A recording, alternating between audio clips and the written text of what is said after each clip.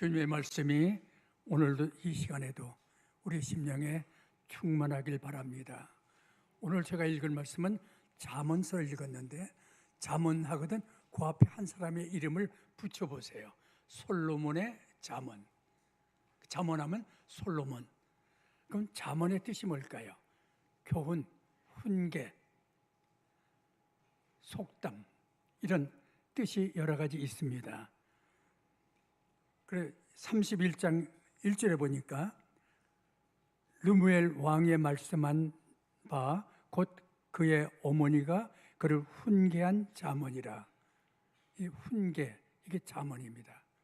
그러면 열왕기상 4장 32절에 보면요, 솔로몬은 잠언을 몇 가지나 지었냐 할 것 같으면 3,000가지의 잠언을 말했다. 그렇게 솔로몬은 잠언을 3,000가지를 말했고 노래를 1,005곡을 지었다고. 그러니까 솔로몬은 굉장한 이 잠언이나 노래나 이런 은사가 충만한 사람인 걸 볼 수가 있습니다. 근데 잠언하면 전부 그런 솔로몬 거냐? 그렇진 않아요. 작자가 미상인 것도 있고 30장에 보면 아굴의 잠언이니 그랬거든요. 그건 아굴의 잠언이고 오늘 31장은 오늘 제가 읽은 것처럼 르무엘 왕의 어머니가 아들 왕에게 훈계한 잠언이다 그랬거든요. 그러니까 르무엘 왕의 어머니가 쓴 잠언이다. 그런데 이 본문은 왕의 어머니가 아들에게 훈계한 내용인데 그 내용을 읽어봤어요. 1절에서 9절 보면 술 마시지 말래요. 술 마시지 말라는 것 좋은 교훈이죠. 네가 왕인데 술 마시다 정신이 맑지 않으니까 정치 잘못할 수 있으니까 술 마시지 말아라. 이것이 9절 거지. 그리고 10절부터 31절까지는 현숙한 아내, 현숙한 여인에 대한 얘기가 쭉 나왔습니다. 아니 아들에게 훈계하는데 현숙한 여인 얘기를 왜 하는지. 그래서 저는 생각해 봤습니다. 왜 그랬을까? 어머니가 아들한테 하면서. 아들은 왕이에요. 우리 직장, 일터 하면 누구 생각합니까? 상징할 때. 아내를 생각하지 않고 남편을 생각하죠. 뭐 요새 우리 같이 일하는 분들이 많이 있지만은 그러나 일단 직장 하면 남편. 가정하면 누굴 생각합니까? 아내. 그럼 내 아들이 정말 행복한 삶을 살려고 하면 가정에서 출발한다. 가정을 소중히 여기라 하는 뜻에서 현숙한 아내에 대한 말씀을 주지 않았는가 생각을 해봅니다. 에베소 5장 28절에 보면요, 남편이 자기 아내 사랑하는 것은 곧 자기 자신을 사랑하는 것이라고. 난 내 아내 사랑했어요. 하지만 그것은 결국은 자기 자신을 사랑하는 것이라고. 그러니까 가정은 하나예요. 내가 아내 사랑한 건 또 별개고 또 아내가 남편 사랑한 건 별개가 아니라 그건 하나인 것입니다. 그래서 우리 본문을 들어가면서 잠언서 들어가시길 바랍니다. 그럼 잠언서는 다 솔로몬이 썼냐? 아까 얘기한 것처럼 아굴이 쓴 것도 있고 르무엘 어머니가 쓴 것도 있다고 하는 일입니다. 그럼 잠언하면 대개가 언제쯤? 지금부터 한 3,000년 전 솔로몬이 왕노릇할 때 주전 BC 970년에서 931년입니다. 거기부터 25장에서 29장 보면요, 250년쯤 뒤에 히스기야 왕 때 서기관들이 수집한 잠언들이 25장에서 29장입니다. 그러니까 언제 기록했냐? 연대가 이렇게 길어요. 그렇게 하시고 잠언은 머릿속에 하시기 바랍니다. 그럼 잠언의 내용이 뭘까? 왜 잠언을 썼을까? 잠언은 여호와 경외하는 사람, 믿는 사람이죠. 믿는 사람은 세상 살아갈 때 이렇게 살아라. 구체적으로 그걸 제시한 것이 잠언입니다. 우리 믿는 사람들이 세상 살아갈 때 이렇게 좀 살아줬으면 하는 것이 잠언입니다. 오늘 말씀 받으시길 바랍니다. 오늘 현숙한 여인에 대한 것입니다. 오늘 5월달 마지막 주일이죠. 그럼 가정의 달이죠. 그럼 가정에 대한 말씀을 전하려고 본문을 저는 택했습니다. 그럼 오늘 가정에 대한 말씀을 들으시길 바랍니다. 말씀은 거울입니다. 이 오늘 말씀을 통해서 우리의 가정을 비춰보면서 우리 가정에 뭐가 좀 모질한가, 어떤 걸 세우면 좋을까 생각하시는 시간 되시면 더욱더 하나님 기뻐하실 것 같습니다. 먼저 제일 먼저 현숙한 아내 하면 현숙한 여인 할 때 제일 먼저 떠오르는 게 저는 아비가일을 생각했습니다. 아비가일이 누군지 아세요? 사무엘상 25장에 보면 아비가일이 나옵니다.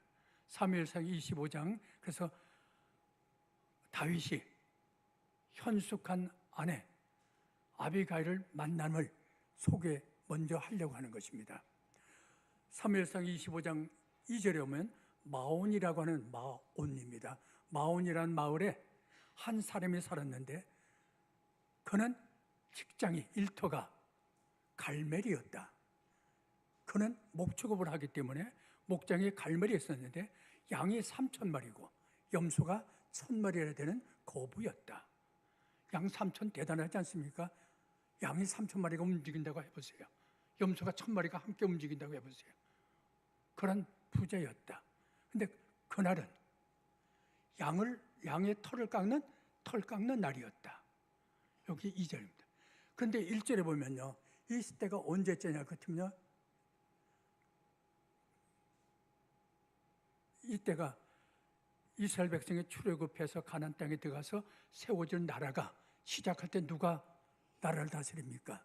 문제가 생길 때는 사사들이. 그래서 사사시대입니다.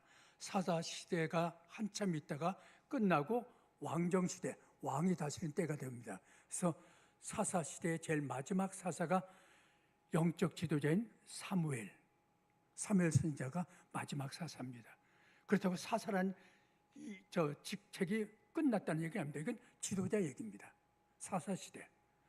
사무엘의 아들도 사사라고 하는 명칭이 붙어집니다.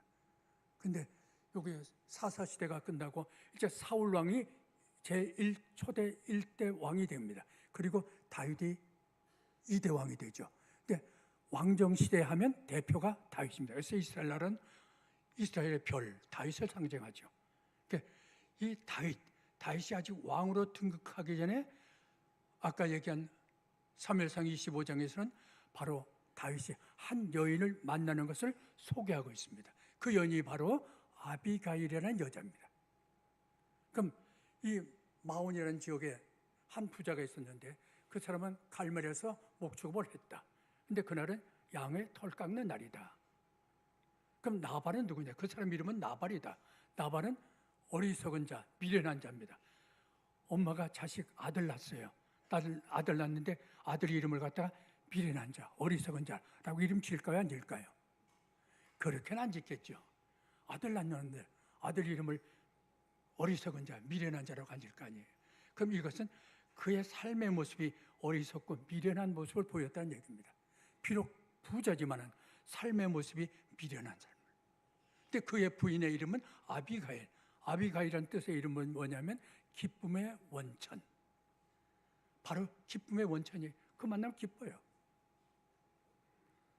이렇게 아비가일은 기쁨의 원천입니다. 그런데 당시에는요, 여자 이름을 성경이 잘 안 씁니다. 여자 이름 밝히지 않아요. 근데 아비가일은 왜 적혔을까요? 왜냐하면 여자는 그 당시에는 남자에 종속되는 걸로 생각해서 여자 이름을 잘 안 밝힙니다. 그런데 이 다윗, 이스라엘 왕정시대를 대표하는 다윗의 기쁨의 원천이 되어준 여자가 아비가일이기 때문에 아비가일을 나타냈습니다. 이 나발이 어디 출신이냐면 유다 지파입니다. 이스라엘 야곱의 12지파가 있지 않습니까? 그 중에 한 지파 유다 지파, 이 왕족이죠. 유다 지파입니다. 거기에 출신이고 갈렙, 여호수아 갈렙이 가나안 땅에 들어갔잖아요. 갈렙의 후손이 나발입니다. 그 집안 사람이에요. 그런데 다윗도 유다 지파거든요. 같은 한 할아버지 밑에 있는 그 적입니다. 그런데 이 나발이 양털 깎는데 다윗이 그때 사울왕이 다윗을 죽이려고 하니까 피해서 바란이라는 광야가 있었습니다. 바란 광야에 있으면서 양치는 나발의 양을 보호해주고 돌봐주었습니다. 그러니까 지금 잔치를 베풀고 털 깎는 날은 큰 잔치를 베풀고 사람들 초대하고 그리고 지나간 나그네에게 대접하는 큰 행사거든요. 그때 다윗이 돌봐줬으니까 안 그랬어도 좀 음식 좀 얻을 수 있잖아요. 그래서 10명의 청년을 보냅니다. 은식 좀 얻어오라고. 갔더니 나발이 하는 소리입니다. 다윗이 누구야 도대체? 다윗의 아버지가 이새거든요. 이새의 아들이 누구야? 근일에 주인을 배반하고 떠나는 그런 작자들이 많은데 내 떡과 내 물과 내 털 깎는 자를 주려고 준비한 이 고기를 어느 출신이도 알지 못하는 그런 자들에게 내가 줄 수 없다 하고 딱 거절해갖고 쫓아버립니다. 다윗이 이 소식을 들읍니다. 그간 자기의 보살핌을 받았는데 얼마나 불쾌해요. 그는 나그네도 대접하는 때인데. 그래서 불쾌해서 군사를 거느리고 나발을 죽이려고 달려옵니다. 이 나발을 죽이려고 달려오니까 이 부인이 아비가일이에요. 나발의 부인이. 아비가일이 자기 남편 죽이려고 달려온다는 소식을 듣고 이제 집안이 망하게 돼 있거든요. 그래서 서둘러서 음식을 준비하고 달려가서 그 다윗한테 애원을 합니다. 미련한 내 남편을 용서해 주십시오. 당신은 앞으로 왕이 될 분인데 당신이 이 미련한 것 죽여봤자 당신이 욕될 것밖에 더 있습니까? 하고 음식을 내주며 간절하게 애원합니다. 이 모습이 얼마나 좋았는지 23절 사무엘상 25장 23절에 보면요. 아비가일이 다윗이 온다는 말을 듣고 달려가서 다윗이 오는 걸 보자마자 나귀에서 서둘러 내려가지고 다윗 앞에 엎드려 얼굴을 땅에 대었다.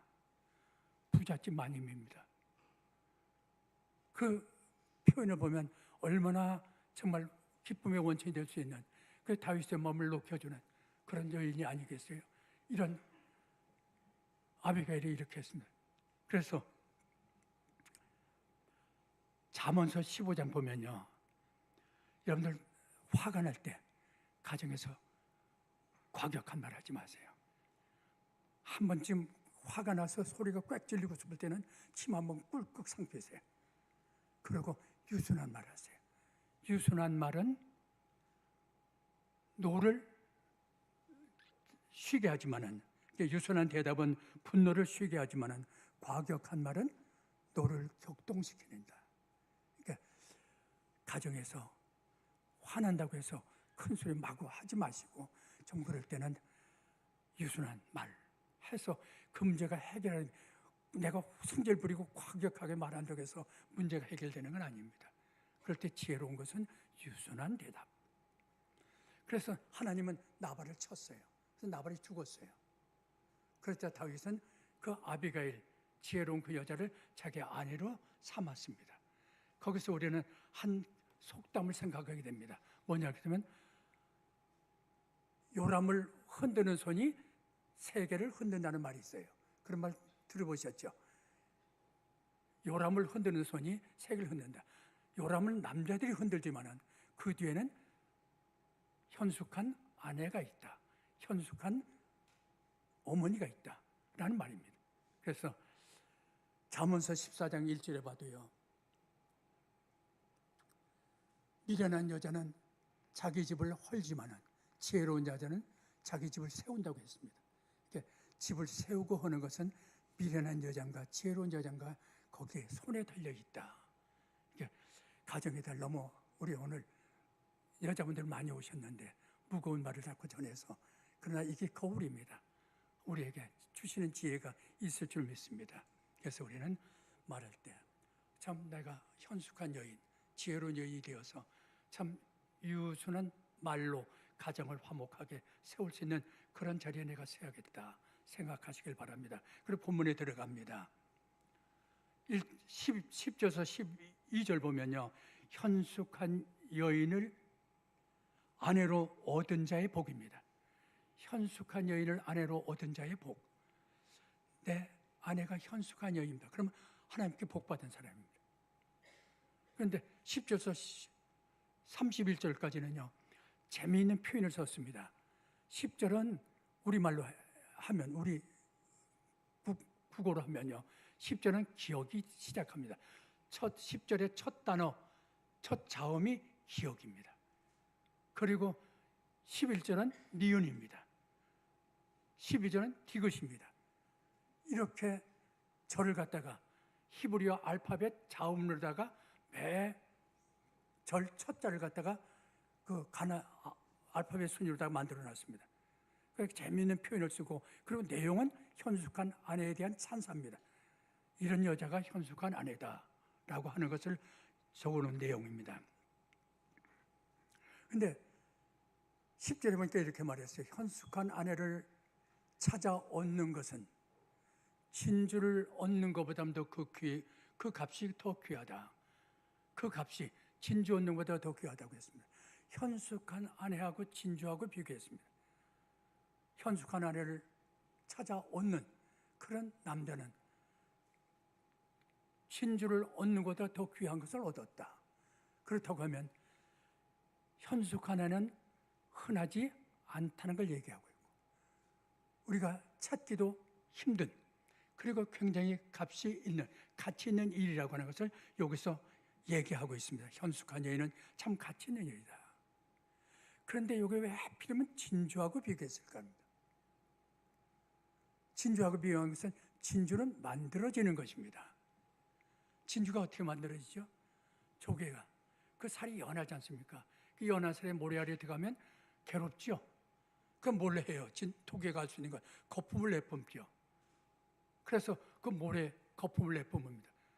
그리고 괴로우면 괴로울수록 계속 거품을 내뿜다 보면 더욱더 영롱한 진주가 만들어지는 것입니다.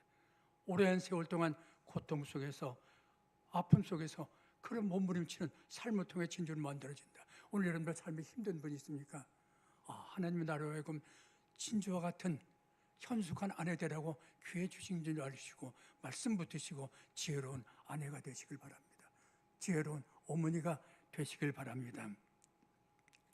잠언서 18장 22절 보면 현숙한 아내를 얻은 자는 복을 얻고 여호와께 은총을 받은 자니라. 현숙한 아내 얻는 것은 복을 얻는 겁니다. 여호와의 은총을 받은 것입니다. 잠언서 21장 9절 보면요. 그런데 다투는 여자와 큰 집에 함께 사는 것보다는 혼자 움막에서 혼자 사는 게 낫다고 했습니다. 어떤 집 보면 참 재산이 얼마나 많은지 몇 조 이렇게 나오지 않습니까? 그런데 그 집에 행복하지 않을 것 같아요. 거기 행복이 있는 건 아닌 것 같아요. 그런데 이 다투는 여인과 큰 집에서 살기보다는 차라리 혼자 움막에 사는 것이 낫다고 하는, 그래서 행복은 그거에 있지 않다. 어디 있을까요? 가정에 있어요. 현숙한 아내와 함께 사는 그 가정 속에 행복이 있는 걸 볼 수가 있습니다. 그래서 11절 12절 보면요, 그런 행복한 현숙한 아내를 얻은 남편은 자기 아내를 믿어요. 그리고 그 아내는 자기 살아 생전 동안에 남편에게 선을 행하지 악을 행하지 않아요. 그런 참 좋은 관계가 이루어지는 것입니다. 그리고 아내가 현숙하기 때문에 생활이 핍절하지 않아요. 굶지 않아요. 알뜰하게 생활하기 때문에 굶지 않습니다. 창세기 2장에 보면요, 하나님이 잠지우죠. 깊이 잠들게 하고 아담의 갈비뼈 하나 취해가지고 여자를 만들죠. 이 여자를 아담에게 주면서 너의 돕는 배필 아내가 될 것이다. 되도록 하라고 했습니다. 그러니까 아담의 아내, 돕는 배필이라고 그랬습니다. 그러니까 창조의 원리입니다. 요새 이거 잘못 갖고 지금 시대가 어느 시대인데 하지 마시고, 창조의 원리는 아내는 남편의 돕는 배필이다. 이게 창조의 원리입니다. 에베소 5장 20절에서 24절 제가 읽어드릴게요. 아내들이여 자기 남편에게 복종하기를 주께 하듯 하라. 이는 남편이 아내의 머리됨이 그리스도께서 교회의 머리됨과 같음이니 그가 친히 몸의 구주시라. 교회가 그리스도에게 하듯 아내들도 범사에 그 남편에게 복종하라. 여러분들, 집에서 세움받는다는 게 얼마나 귀한지 모릅니다. 아이가 좀 점수 잘못 맞아서도 세워주세요. 야, 너 오늘 실수했구나. 실수가 앞으로 나가는 길이야. 넌 다음에 할 수 있어. 하고 세워주는 거. 집에서 세움을 받을 때 밖에 나가 세움을 받을 수 있습니다. 남편, 남의 집 저기 남편은 이렇게 얼마를 벌고 뭐하고 그냥 기죽여 놓으면 그 기죽은 남편은 밖에 나가도 기죽고 늘 불만 속에 삽니다. 그러니까 가정에서 세움을 받지 못하면 밖에 나가도 세움을 받지 못한다 생각하시고 가정에서 무조건 긍정적으로 세워주는 그런 복된 가정. 하나님 믿는데 뭘 그렇게 걱정하세요? 서로 세워주고 서로 사랑하고 서로 하나 되어서, 둘이 아니라고 했잖아요. 아내 사랑하는 거 곧 자기를 사랑하는 거예요.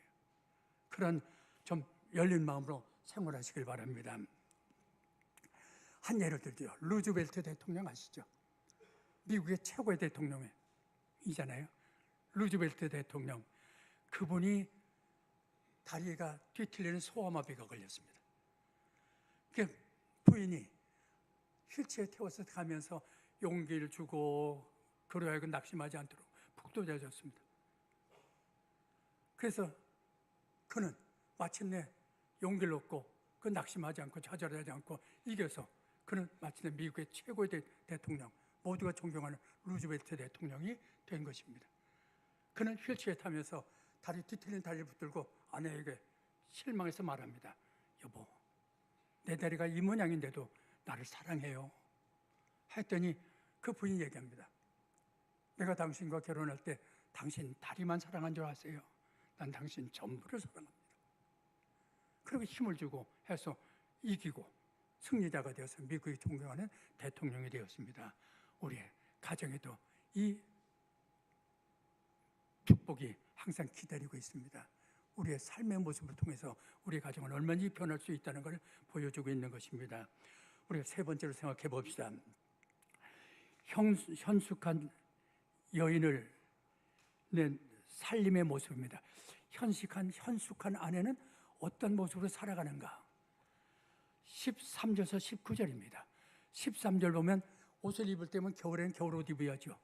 여름엔 여름옷 입어야 되지 않습니까? 겨울이 오기 전에 겨울옷은 따뜻해야죠. 그래서 양털을 갖다가, 양털옷 좋잖아요. 입을 때 양털 하면 좋잖아요. 따뜻하고. 그 양털을 갖다가 해서 양모를 짭니다. 그래갖고 겨울옷을 만들어요. 그리고 여름 되면 시원해야죠. 겨울옷을 입을 수는 없잖아요. 그럴 땐 삼입니다. 그래서 삼으로 다 삼배를 짜가지고 삼배 옷을 만들어 시원하게 입게 합니다. 이게 현숙한 여인의 가정 살림하는 모습 중에 하나입니다. 14절에서 15절 보면 상인의 배와 같다고 했습니다. 상인의 배는 뭡니까? 상인의 배는 돈벌이가 된다고 하면 어디 가서든지 그 물건 가져와요. 그래서 팔아갖고 돈벌이해요. 상인의 배는. 아내는 우리 가정 식구들에게 필요한 것이 있다고 하면, 이 가정에 필요한 것이 있다면 아무리 멀든 가깝든 가서 그것을 구해 갖고 와서 가정의 문제를 해결하는 그런 여인이 바로 14절 15절에 있는 말씀인 것입니다. 그리고 남들이 잠자는 시간에 일어나 갖고 아침 식사 준비해 가지고 가족이 식사하지 못하고 학교 가거나 직장 가는 일이 없도록 식사 준비를 잘해서 보살피는 그런 아내가 되는 것입니다. 그리고 종들에게 일 시킬 때도 공정하고 계획성 있게 일을 잘 시켜서 가정이 잘 돌아가도록 하는 것이 현숙한 아내의 모습인 것을 본문은 우리에게 알려줍니다. 그리고 16절에 보니까 우리가 미래를 위해서 투자하는 게 있잖아요. 투자할 때도 덜컥 일 저지르지 안 하고 남편과 깊이 서로 심사숙고해가지고 밭을 사고 그리고 포도원을 가꾸는 그런 일을 하는 것입니다. 17절에서 18절을 보면요, 저들의 옷은 두루마리죠. 겉옷이 두루마리이기 때문에 일할 때 두루마리는 허리끈 매지 않으면 안 되잖아요. 그래서 허리를 졸라맵니다. 밤에 허리끈을 질끈 맨다는 게 일한다는 겁니다.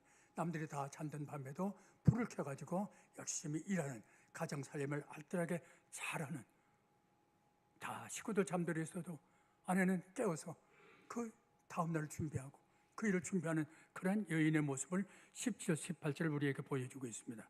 그 14절에는 여러분 물레라는 거, 물레 아세요? 젊은 분들은 물레 잘 모르죠. 물레 얘기가 19절에 나오네요. 물레 얘기는. 소녀는 옷감을 자르려면 실을 뽑아갖고 만들어야 되잖아요. 그러기 위해서 손뭉치를 손에 잡고 손가락으로는 물레를 돌린다, 물레를 잡는다라는 표현이 나옵니다. 그러니까 손뭉치 들고 물레질을 하면서 실을 뽑아갖고 천을 짜는 그런 여인의 모습을 13절에서 19절까지 이게 현숙한 여인의 살림하는 모습입니다.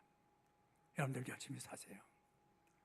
이것이 하나님 기뻐하시는 일이고 우리에게 믿는 사람이 어떤 세상 살아가야 할지를 보여주는 그 말씀 중에 하나인 것입니다. 그래서 열심히 최선 다해서 사시길 바랍니다. 그리고 20절부터 29절 보면 현숙한 아내의 덕목입니다. 이런 여인은 이런 덕이 있습니다 하는 것입니다. 20절 보니까 열심히 일했으니까 손을 움켜쥐게 되어 있잖아요. 아깝잖아요. 그런데 그렇지 않대요. 현숙한 여인은 선을 행하고 구제하는 여인이 20절에 있는 말씀입니다. 자기가 이렇게 알뜰하게 열심히 일해갖고 모은 재산을 갖다가 오히려 손을 펴가지고 어려운 사람에게, 이웃에게 선을 행하고 구제하는 여인이 바로 현숙한 여인의 모습이다. 그러면 잠언서 신명기 15장 7절 8절 보면 가난한 사람이 너와 함께 할 때는 네 마음을 가난한 사람에게 무시하지 마시고 강팍해 하지 말고 네 마음을 열어서 네 손을 펴가지고 그에게 그가 필요한 것을 넉넉하게 구워줘라. 그렇게 신명기 15장을 말하고 있습니다. 그리고 잠언서 11장 24절에서 25절로 보면요, 우리가 잘 아는 말씀이죠. 흩어 구제하여도 더욱 부하게 되는 일이 있나니 과도히 아껴도 가난하게 될 뿐이니라. 구제를 좋아하는 자는 풍족하여질 것이요 남을 윤택하게 하는 자는 자신이 윤택하여지리라. 우리 생각은 맞지 않죠. 구제하면 내 것이 나가는 건데 오히려 하나님이 기뻐하시며 그 집에 오히려 풍족하게 해주신다고요. 남을 윤택하게 하는 것은 오히려 자기가 윤택함을 잊는 것이라고 그렇게 말하고 있습니다. 이렇게 선행과 구제에 몸소 실천하는 여인이 현숙한 여인입니다. 그리고 온 가족에 알뜰하게 살림하니까 부족함이 없도록 생활하게 하시고, 그리고 자식이나 남편이나 어디 나가든지 사회적으로 인정받는 자리에 설 수 있도록 보살펴주는 여인이 현숙한 여인입니다. 그러니까 자식도 나가면 아이들 속에 어울려서 인정을 받고 남편도 나가서 동료들하고 인정받는 생활을 할 수 있도록 그렇게 뒷바라지 해주는 것이 현숙한 여인의 모습이다. 21절에서 23절의 모습입니다. 21절에 보면 겨울이 옵니다. 겨울이 오면 옷을 현숙한 여인은 미리 준비해놨어요. 따뜻한 홍색 옷을 준비해갖고 입히기 때문에 겨울이 와도 걱정할 게 없습니다. 그 본인을 위해서도 세마포 옷, 고급스럽고 좋은 옷입니다. 자색 옷, 품위가 있는 옷입니다. 이것을 준비해서 현숙한 여인답게 옷을 잘 입는다는 얘기입니다. 자기의 나이와 자기의 신분에 맞는 옷을 갖춰 입어서 모두가 볼 때 참 품위가 있다, 참 모습 좋다. 테레비봐도 어떤 여자 보면 옷 입은 게 참 품위가 있고 좋아 보이지 않습니까? 그런데 만약에 이렇게 한다고 해봅시다. 젊은 애들이 전부가 배꼽을 딱 내놓고 그러고 다닙니다. 나이 많은 할머니가 아이고 저 모습 참 귀엽다. 그래서 자기도 쭈그럭 배를 가지고 배꼽티를 입고 다닌다고 막 으시고 다니봐야 그것이 바로 뭡니까? 잠언서 11장 22절인가요? 돼지 코에 금고리와 같다고 했습니다. 돼지 코에 금고리 껴놔야 볼품없죠. 그러니까 품위 있게 맞게 어머니는 어머니의 옷을 입고 현숙한 여인이 현숙한 옷을 입는 나이에 맞는 보기 좋은 모습을 갖추는 것이 현숙한 여인의 모습이다. 그런 가정의 23절에 보면요, 그런 가정의 남편은 뭐 걱정할 게 없잖아요. 모든 사람하고 다 원만하게 생활하니까 옛날에는 성문에서 재판하고 성문에서 매매 계약하는 거 보증도 서주고 그랬거든요. 성문은 지도자들이 앉아서 서로 모든 문제를 풀어주는 곳입니다. 그 남편은 그 성문에 앉아서 장로들과 함께 성문에 앉는 인정받는 사람이 된다.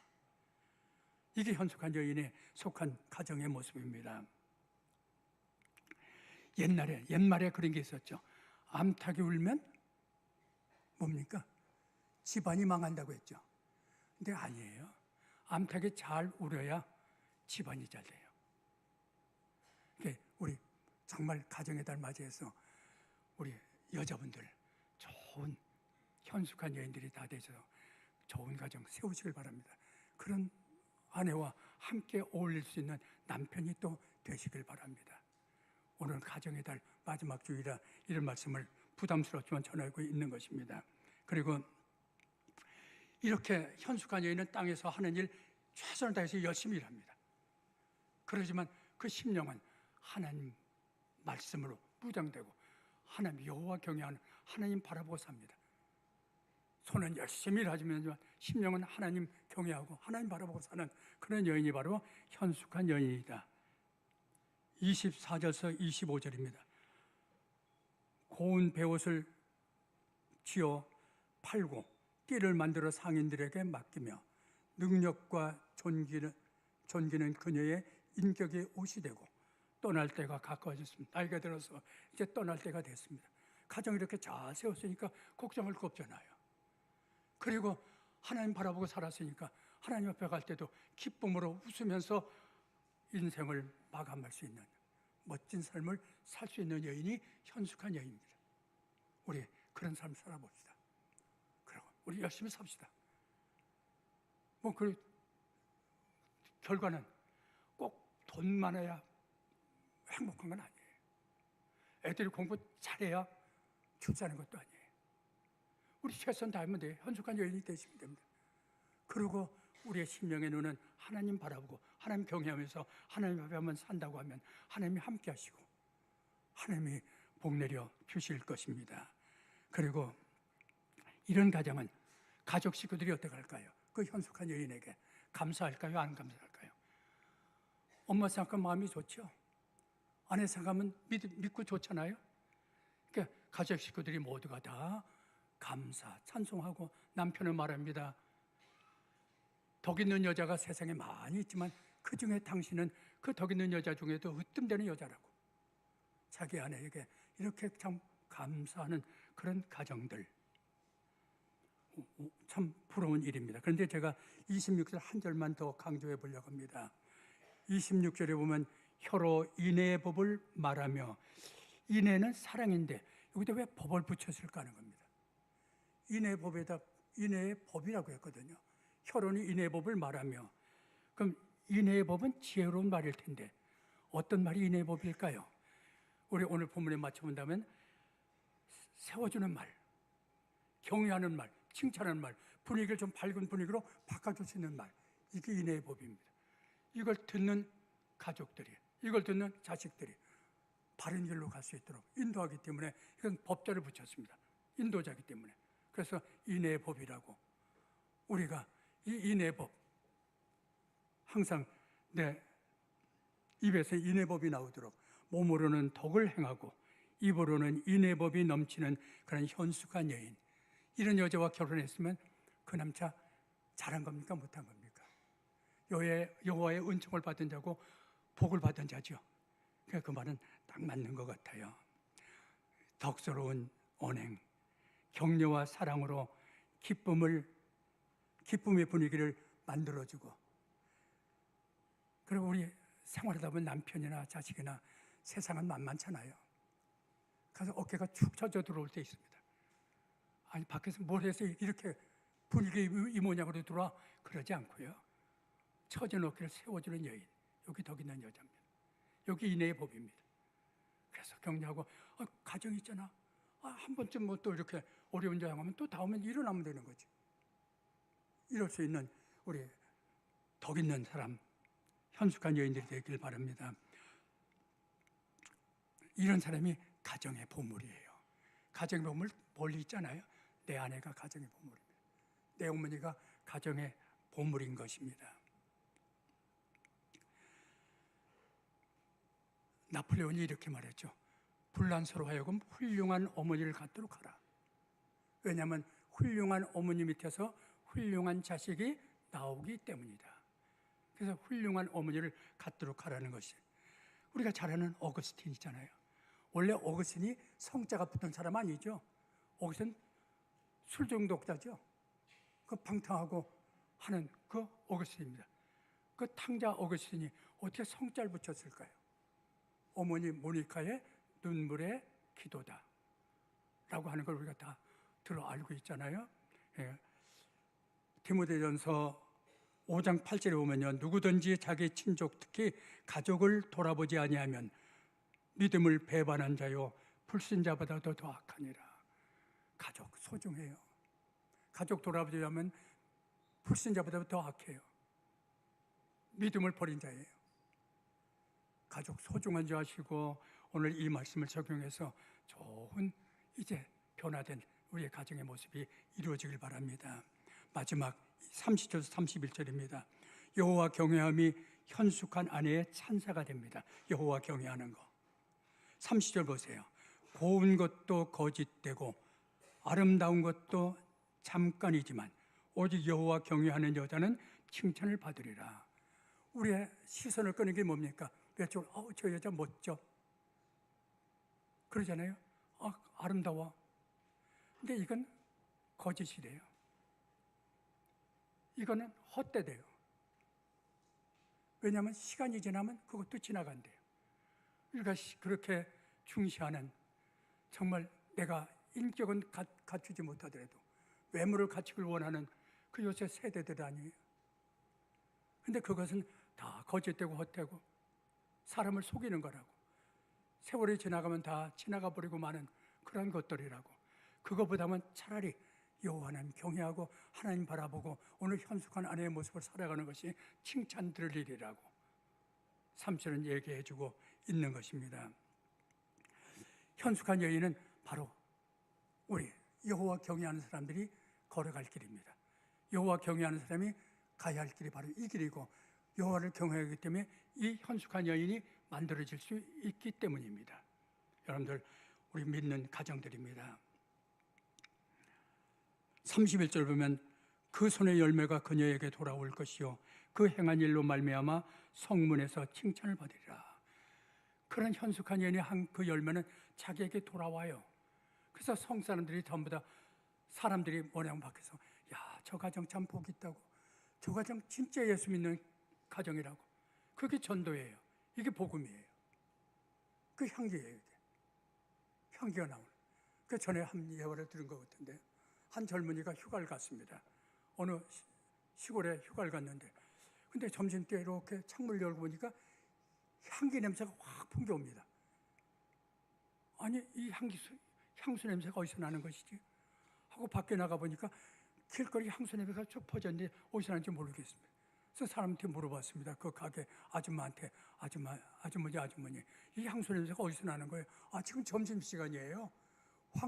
향수 공장에서 일하던 그 직원들이 지금 점심 먹으러 집에 가기 때문에 저들 몸에서 풍기는 냄새예요. 여호와 경외하고 믿는 사람들의 삶의 모습에서 풍겨나온 냄새, 이 향기, 그리스도의 향기죠.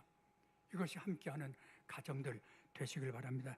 이보다 더 아름다운 가정이 어디 있을까요? 오늘 여러분들 가장 복된 가정 모습을 보여드렸습니다. 이제 한 예화를 들고 마쳐야겠네요. 소크라테스 아시죠? 헬라 성자 소크라테스.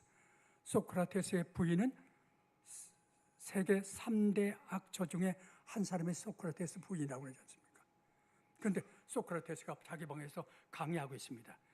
근데 아내가 남편에게 바가지를 긁습니다. 밖에서. 아무리 바가지 긁어도 안에서 반응이 와야지 재미가 있는데 반응이 안 와요.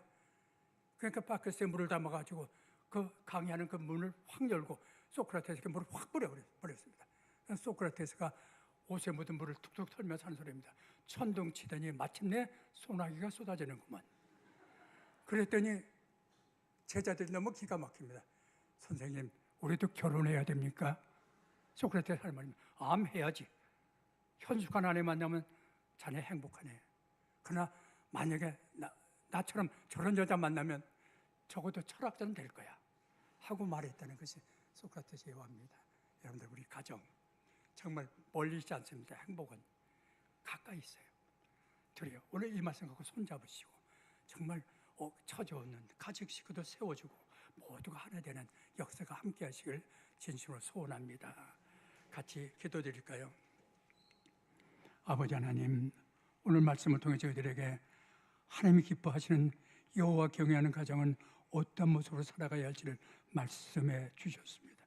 이 말씀이 우리의 복음이 되게 하시고 이 말씀을 통해서 하나님 나라가 전파될 수 있도록 복내려 주시옵소서. 한 심령도 헛되이 왔다 가지 않도록 도와주시고 귀한 말씀 마음에 담아서 변화된 가정으로 통하여 주님을 전도하며 하늘나라를 확장시키는 데 이용될 수 있도록 이 땅의 삶을 복내려 주시옵소서.